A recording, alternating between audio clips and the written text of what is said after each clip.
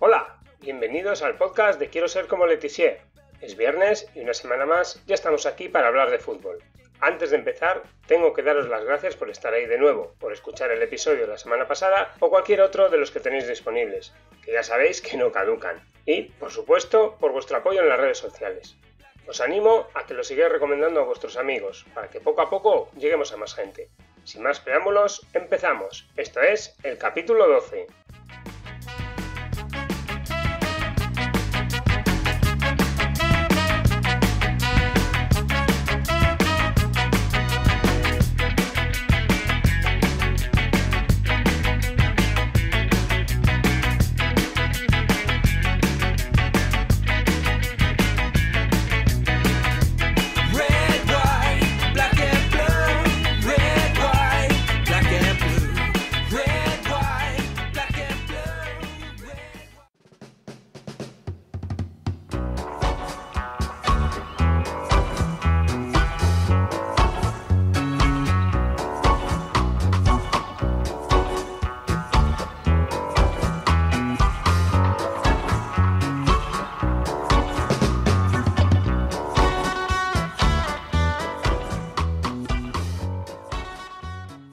En 1990, tras la gran actuación de Camerún en el Mundial de Italia, muchos auguraban que el futuro del fútbol mundial pasaba por África. Más pronto que tarde, aquel fútbol alegre, desenfadado, divertido, debía dar sus frutos, y un combinado de ese continente levantaría la Copa del Mundo. Gana Antone, luego Popescu, balón que queda rebotado ahí, Villa dentro del área, disparo, ¡gol!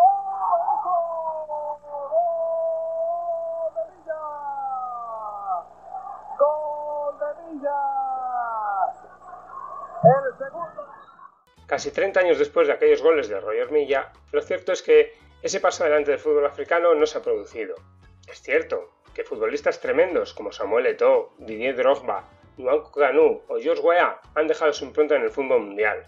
Pero a nivel de selecciones, por unas razones u otras, ninguna ha dado el paso adelante para coronarse como campeona. Los cuartos de final alcanzados por Senegal y Ghana han significado el techo de un fútbol que parece haber tocado fondo en el pasado Mundial de Rusia, donde ninguno de los conjuntos africanos logró superar la fase de grupos. Este verano se ha disputado una nueva edición de la CAN, la Copa de África de Naciones, en Egipto. Hace apenas 3 semanas de la finalización del torneo y creo que es un buen momento, ya en frío, para tomarle el pulso al fútbol africano y para tratar de despejar dudas sobre su futuro. Para ello he querido contar con la ayuda de Pancho Jáuregui, periodista argentino especializado en fútbol africano, que dirige un blog fantástico como es sportinafrica.blogspot.com, donde se puede encontrar toda la información necesaria para estar al día de lo que sucede en el fútbol africano y además estuvo acreditado en el torneo. Hola Pancho, lo primero, antes de nada, darte las gracias por atendernos en el podcast de Quiero ser como Letizier. Muchísimas gracias por concedernos, como te digo, estos minutos. Y bueno, hace ya 3 semanas desde el final de la Copa de África de Naciones. ¿Qué pozo te deja la competición? ¿Qué sabor? ¿Con qué te quedas, Pancho? Bueno, gracias Gaika por este contacto, por permitirme participar en tu espacio. Y bueno, hablando de la Copa África, tuve por suerte la posibilidad de estar en Egipto desde cuartos de final. Pude lograr la acreditación de la Confederación Africana de Fútbol, que no fue fácil lograr porque, bueno, te imaginarás que nada es fácil en África, como se dice. Pero bueno, a nivel deportivo y a nivel de experiencia personal, fue un lindo certamen. Viví desde Argentina todo lo que fue la primera fase y los octavos de final. También es difícil desde acá porque muchas veces no pasan directamente los partidos por la televisión abierta, así que hay que rebuscársela con algún link por internet y después ver los resúmenes o los goles, eso sí, por los noticieros de los canales deportivos. Y bueno, allá en Egipto pude ir a 3 cuartos de final. Solo no pude estar en el Argelia Costa de Marfil porque era en una de las sedes más alejadas del Cairo, y yo hice base en el Cairo.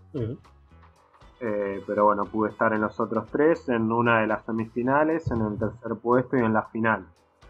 Y bueno, en líneas generales, creo que esta apertura de 16 a 24 selecciones en el número de participantes le dio la posibilidad a más países de participar del máximo evento de selecciones del continente. Pero bueno, a fin de cuentas las poderosas o las que tienen los mejores jugadores fueron, salvo alguna sorpresa como Madagascar o Benín, fueron las que llegaron a las instancias finales, y finalmente Argelia fue el que se consagró como campeón después de 29 años. ¿A tu juicio ha sido justo el título de los argelinos? Mirá, en lo personal, en la previa yo no lo ponía a Argelia como uno de los candidatos, porque bueno, en la previa, en los partidos previos, amistosos, no había tenido un gran nivel. Aparte, Jamel Belmadi, que es el entrenador, no tenía un largo proceso en la selección, recién ahora va a estar cumpliendo dentro de poco el año al mando de los Zorros del Desierto, y por eso no lo veía como candidato. Pero ya en la Copa África en competencia se fue haciendo fuerte y fue uno de los que desplegó el mejor fútbol. En la final por ahí no pudo mostrar lo que venía haciendo en los partidos anteriores, pero bueno, las finales, como se dice, hay que ganarlas, o todos los que las quieren es ganarlas. Y bueno, en esta final ante Senegal, Argelia hizo un gol de entrada, y después quizás, no sé, por el temor a perder esa ventaja o a que se lo empaten, decidió por ahí refugiarse mejor abajo y tratar de salir de contra. No lo logró en muchas ocasiones, y Senegal sí mereció el empate, hasta tuvo una jugada donde el árbitro marcó penal y después a instancias del VAR volvió la decisión atrás. Pero bueno, hizo el gol, lo mantuvo bien, y después de 29 años pudo lograr la segunda Copa África en su historia. Y a tu juicio, ¿cuál ha sido la gran decepción del torneo? ¿Tal vez Egipto, la anfitriona?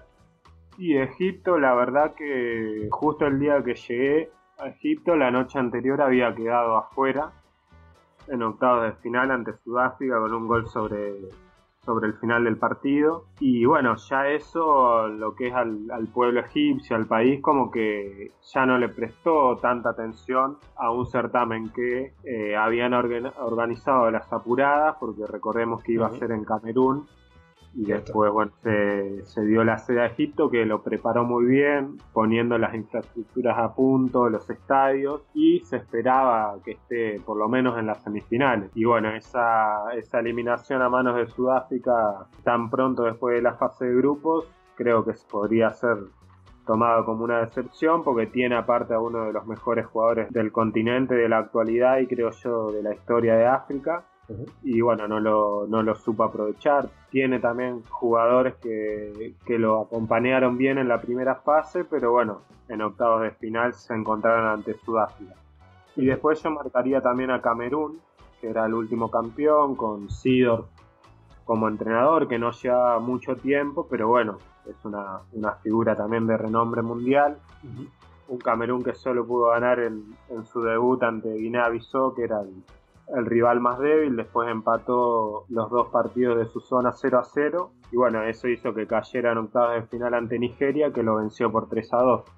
Así que yo marcaría esos dos, Egipto como local y por tener a Salah como figura, y Camerún era el campeón defensor y no lo pudo hacer de la mejor manera. Apuntado queda lo de Camerún sobre todo. Si te pido 5 nombres propios de esta competición, entrenadores, jugadores. Bueno, creo que Argelia se lleva, si fuese por mí, pondría a todos de Argelia, pero bueno, para conocer un poco también de los otros países que estuvieron en la disputa, en la pelea del título. De Argelia marcaría a Ismael Benacer, que es un mediocampista que en el inicio de la Copa era del Empoli. Pero bueno, gracias a su gran trabajo fue elegido el mejor jugador del certamen y lo compró recientemente el Milan de Italia. Es un mediocampista de corte, de mucho despliegue, pero también de juego. Fue, creo, una apuesta de Jamel Belmadi, que es el entrenador de Argelia, un jugador que venía entrando en las convocatorias, pero que no tenía muchos minutos en cancha en esta Copa África. Bueno, fue, creo, la revelación y la figura de Argelia. También un central, Jamel Benlamri, que creo que también fue otra apuesta de Belmadi, porque no tenía mucha experiencia en el seleccionado argelino. Él lo trajo, lo puso como titular y fue una de las piezas fundamentales de la defensa argelina.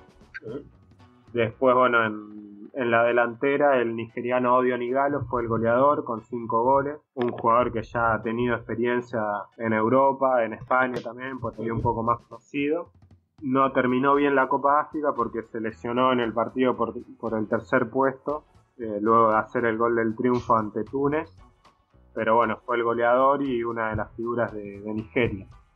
Y después marcaría también a Gana Gueye, uno de los motores del mediocampo de Senegal, que también tuvo un gran torneo y va a jugar la temporada que está por comenzar en el PSG de Francia. Y por último, el central Yacine Meria del Túnez, que fue elegido en el equipo ideal del certamen y bueno, fue uno de los baluartes en materia defensiva del equipo de Alain Giresse.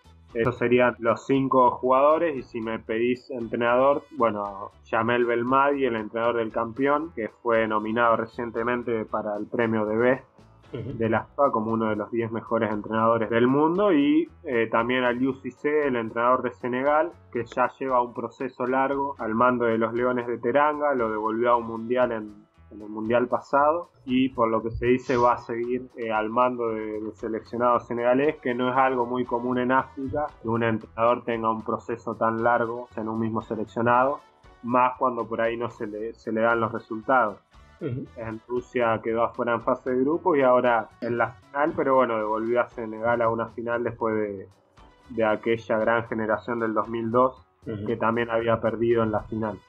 No es nada común que un entrenador, como tú dices, aguante tanto en un banquillo. Aparte de estos nombres, África es un poquito una gran cantera, sobre todo hay muchísimos futbolistas africanos en las ligas francesas. ¿Algún nombre fuera del radar o que incluso todavía no haya dado el salto a Europa? Sí, por lo general, como decías, es difícil porque ya la mayoría de los jugadores que juegan la Copa África ya están en el fútbol europeo, salvo algunos países, no sé, como Tanzania, Kenia, que por ahí es más difícil que jugadores de esos países den el salto al fútbol europeo. Pero por ahí sí hay algunos jóvenes, sobre todo de países del norte, que tienen buen nivel en sus clubes, tienen ligas por ahí más competitivas y tienen vínculo, no sé, con Francia, que creo que pueden llegar a dar el salto a Europa, aunque también últimamente el fútbol del norte del continente está teniendo muchas transferencias a lo que es las ligas de Arabia Saudita, Emiratos Árabes. Pero bueno, creo por ejemplo que una de las figuras de Argelia, Belaili, que es un jugador que suele jugar por las bandas, un volante ofensivo, juega en el Esperance de Túnez, pero bueno, fue una de las apuestas también de Belmadi en Argelia, anduvo bien y creo que tranquilamente podría jugar en algún club europeo, sobre todo de Francia, que es una liga que tiene mucha conexión con Túnez y con Argelia. Y también 2 tunecinos jóvenes y que ya los tenía visto de sus clubes, pero que anduvieron bien en esta Copa África, son Ben Mohamed, que es un joven que puede jugar como lateral o volante por izquierda, y Wakdi Terrida, juega en el Etoile du Sahel de Túnez.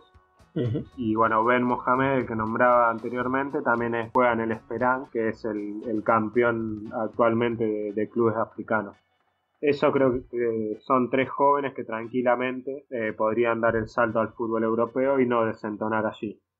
Me los apunto porque últimamente el fútbol europeo está tendiendo cada vez a fichar a más proyectos, jugadores desconocidos.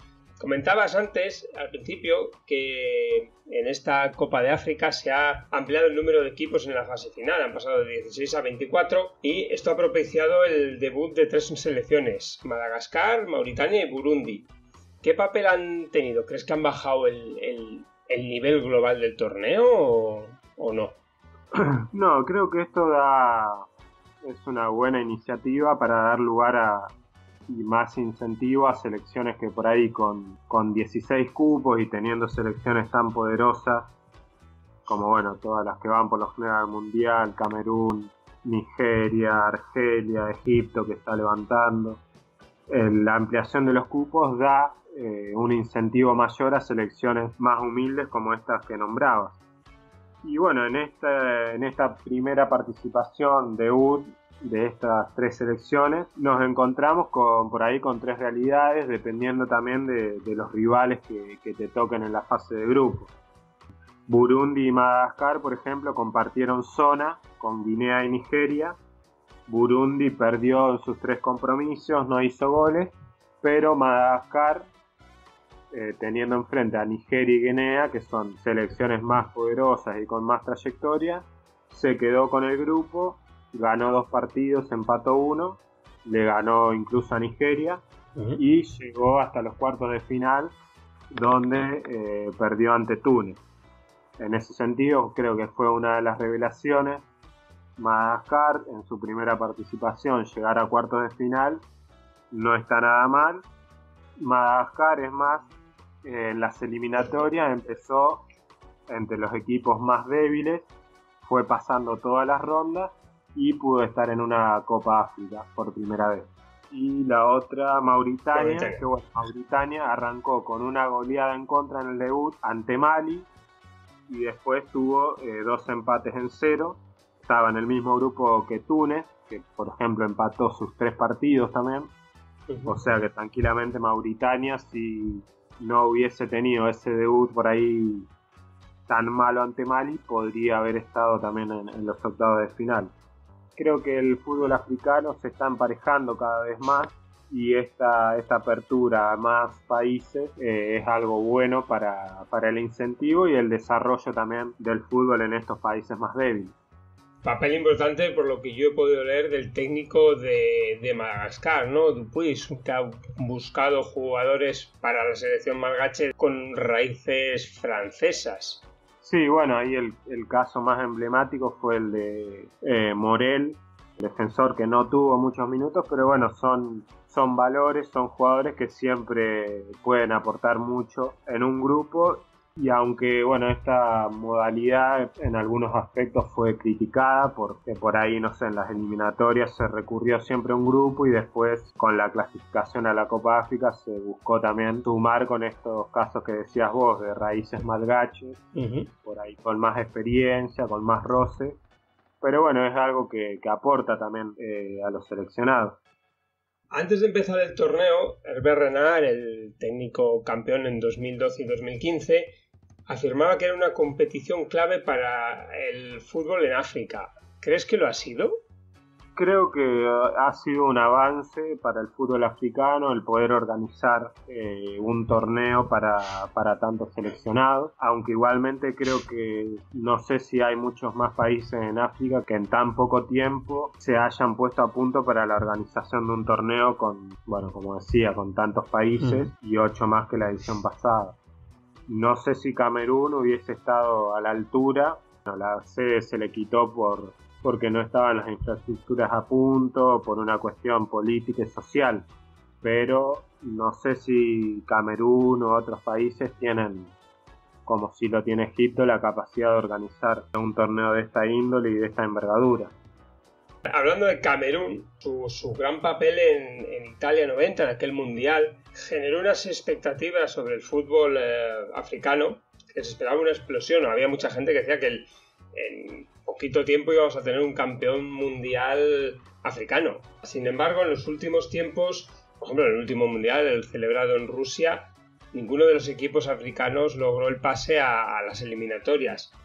¿Se ha estancado de alguna manera el fútbol africano o simplemente fue una cosa, digamos, coyuntural, que, pues bueno, cosas de sorteos, de grupos, cayeron en la primera fase? Yo no creo que se haya estancado, sino más bien creo que el fútbol evoluciona en todo el mundo y en esa evolución lo que hace es que los partidos, los encuentros en los mundiales sean cada vez más parejos.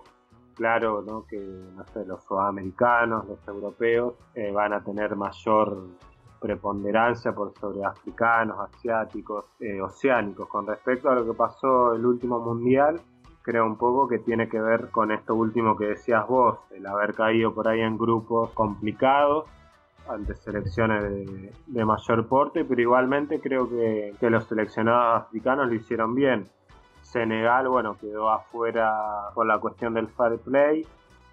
Nigeria quedó afuera por muy poco, haciendo un buen partido ante la Argentina. Quizás Egipto es el que estuvo un poquito más en deuda porque se esperaba más. Túnez, bueno, cayó en un grupo con Inglaterra y con Bélgica, donde ya desde la previa era casi imposible pasar. Aún así volvió a ganar en un mundial después del Mundial 78, donde había obtenido una victoria. Entonces creo que en esta paridad que prima cada vez más en el fútbol mundial, ya el fútbol se define y los partidos se definen por detalles.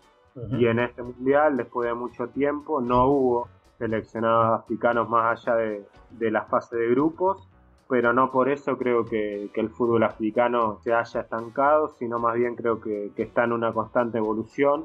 Sí, lo que creo es que ha cambiado por ahí. En mundiales anteriores teníamos seleccionados africanos más similares a lo que era Camerún 90 y ahora se están asimilando más a lo que es el fútbol europeo, o sea, están mucho mejor en lo que es el sistema de juego, la marca, que antes se decía que por ahí eran medio distraídos.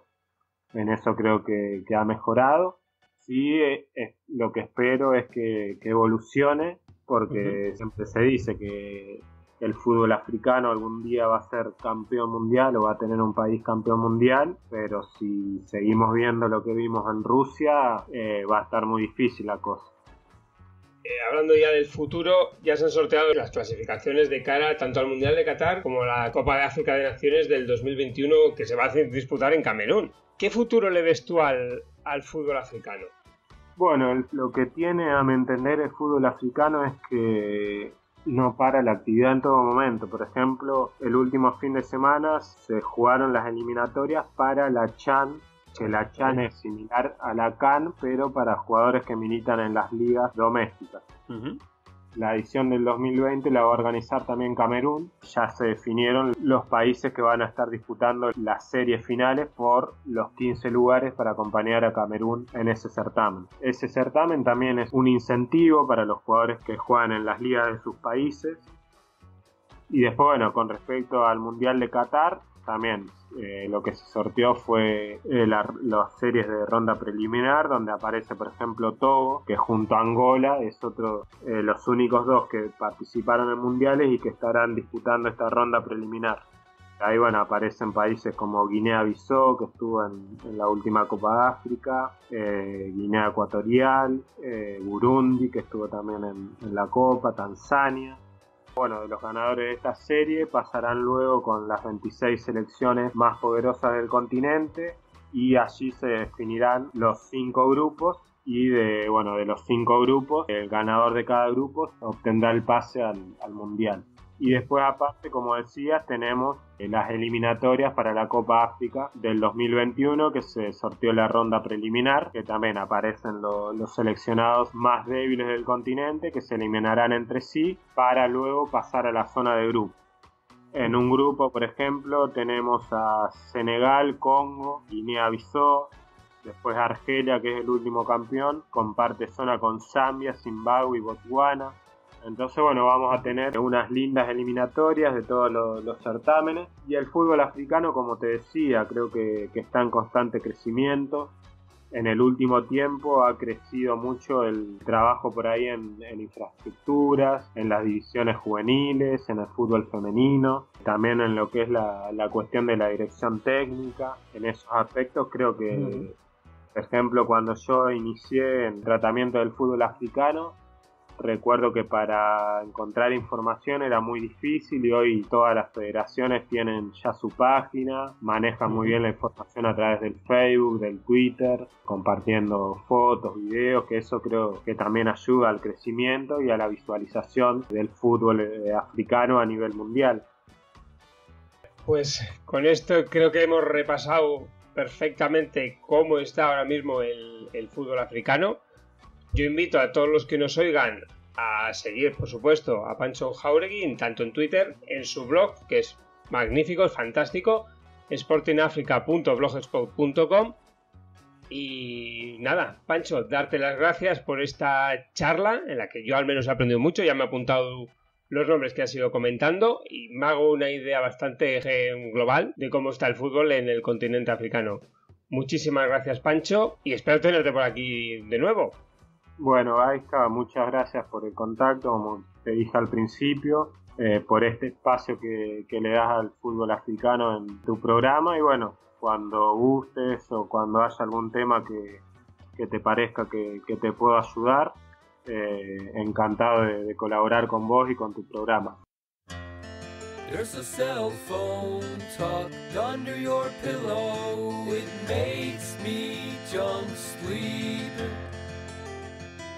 and it doesn't do a thing for growth hormones or dreams.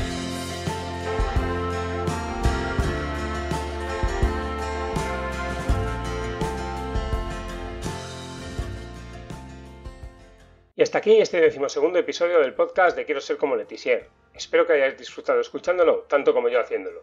Ya sabéis que espero vuestros comentarios y sugerencias en iVoox o en mi Twitter, g_arteche. También podéis escucharme en Spreaker, Spotify, iTunes, Google Podcast y ahora también en YouTube.